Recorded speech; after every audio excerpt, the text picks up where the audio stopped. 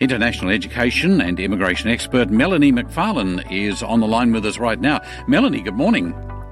Good morning, Ron.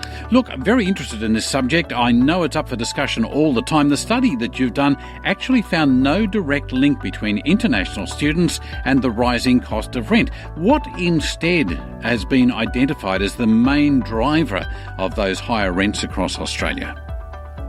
Well, yes. I mean, this study was conducted quite recently by professors from the University of South Adelaide.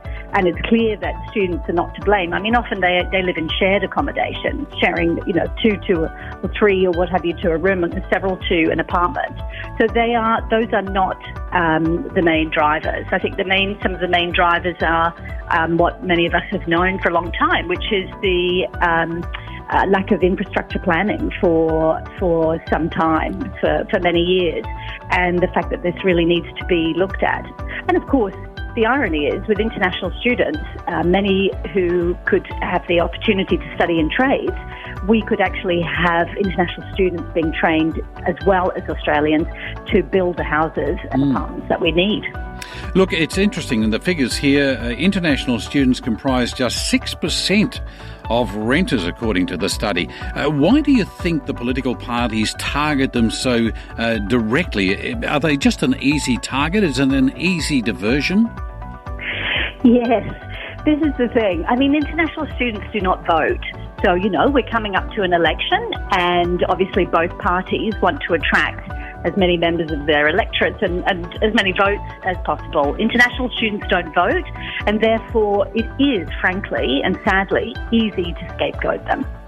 Now, international students, education is a massive export for Australia, $50 billion in the international education sector alone.